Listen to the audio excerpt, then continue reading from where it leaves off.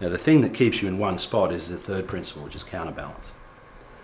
And basically the only thing, if we think of ourselves and the club together as one thing, in order to stay in one location during the whole motion, all I have to do is do something akin to walking on the spot. So if I was to just march on the spot, I'm basically counterbalancing here the whole way.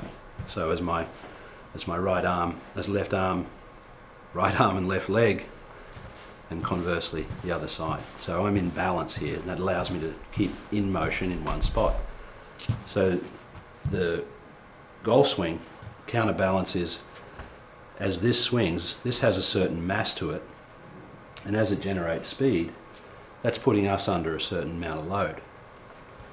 So my counterbalance principle is you always go in the opposite direction to where the club is going. So if the club is going back and up and to the right, you should counterbalance it by rotating against it and staying up and out and to the left, like so, rather than trying to go in the direction of the club.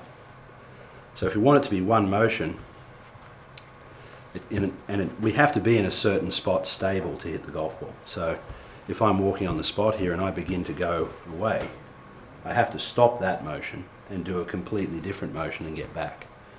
So in the golf swing, if I turn my body to the right and move my body to the right, I have to stop doing that at some point and start doing something completely different. So it's no longer that one motion.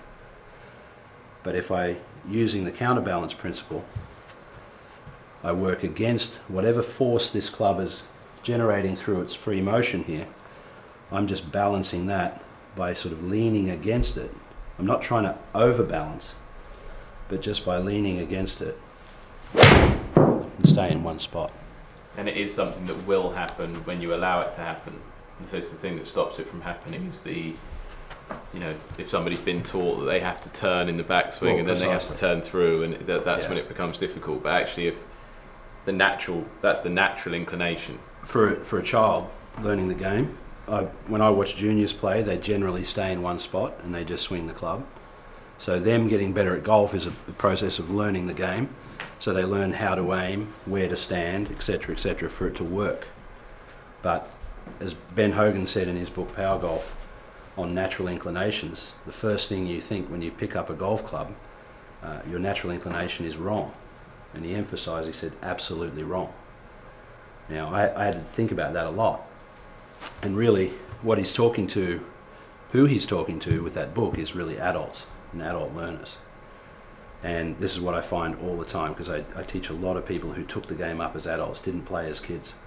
So they look at a golf ball sitting there and they look at the golf course and they say, well, I've got to get that down there. So I've got to move that ball down there somehow. Well, the first thing that would naturally occur to a right-thinking adult would be, well, if I've got to move the ball, I've got to move the club. And if I've got to move the club, I have to move myself. You wouldn't think that you could just walk in there and just walk into one place and just do a motion and not try to move the ball and have it fly. Yeah. So those natural inclinations that Hogan was talking about, I believe, that he thought was wrong, can be explained in that way. So just to give you an idea, if it looks like I'm trying to move the ball, it's like trying to move the ball rather than just being in one place and striking it, which I find it interesting that kids, I don't see any kids get up there and try and muscle and move the ball. They just stand there and they're just hoping to hit it. Yeah.